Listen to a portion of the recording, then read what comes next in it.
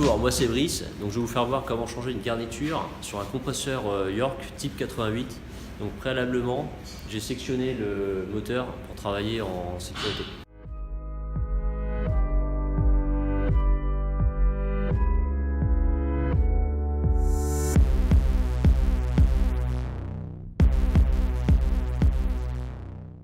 Donc tout d'abord, très important, il faut prendre l'écartement entre les deux tocs.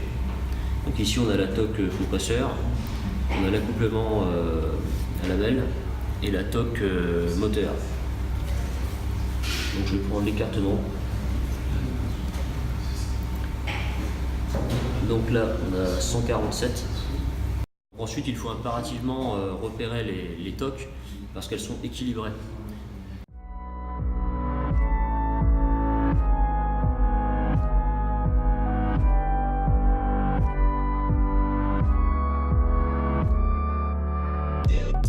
Il faut faire attention à bien repérer aussi les rondelles de chaque côté des lamelles parce qu'il y a une rondelle large et une moins large. Donc il faut les repérer pour remonter exactement dans le même ordre par la suite. Donc là on peut voir les lamelles qui sont accouplées avec l'entretoise.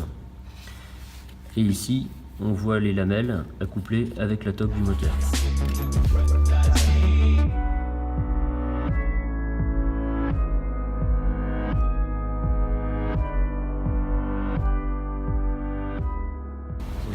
Donc voici l'entretoise d'accouplement.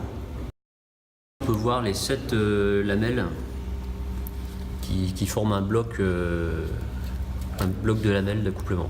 Maintenant on va démonter la toque côté compresseur afin de pouvoir changer la garniture. Donc tout d'abord on va enlever les 3 vis BTR.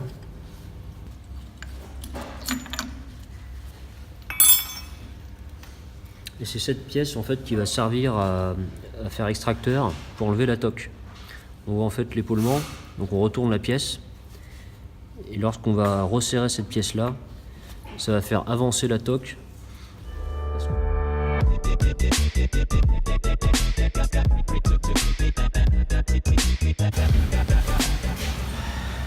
Et voici la toque côté compresseur. On a procédé au dégazage du compresseur. Et maintenant on va démonter le flasque pour accéder à la garniture et au palier.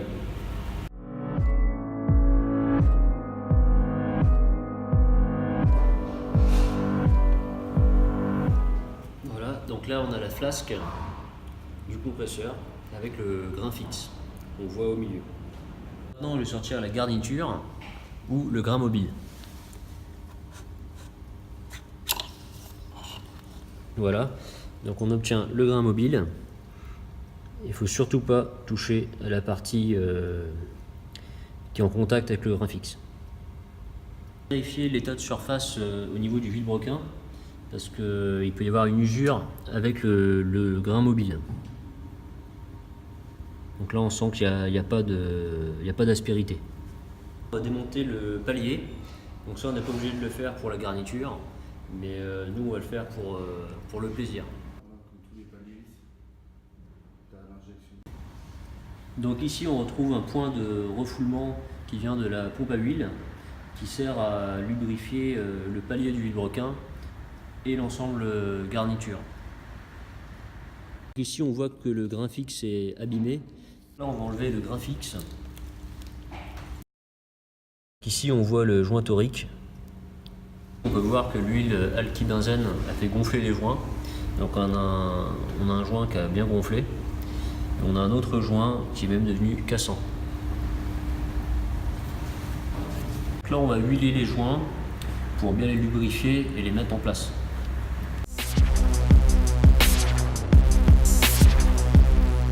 Maintenant on va nettoyer la portée du vilebrequin. Donc on va resurfacer avec la toile très fine. Donc après avoir huilé le joint torique, on va pouvoir remonter le grain fixe sur la flasque. Après avoir huilé le palier, on va pouvoir le remonter sur le vilebrequin.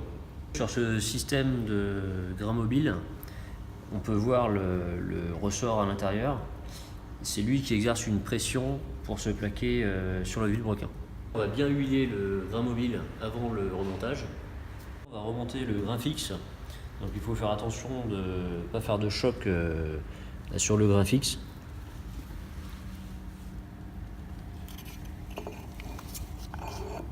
On va régler la clé dynamométrique à 75 Nm afin de serrer la flasque au couple. Après avoir procédé à la mise en pression et au tirage au vide du compresseur, on va pouvoir remonter la toque sur le vilebrequin et remettre l'accouplement.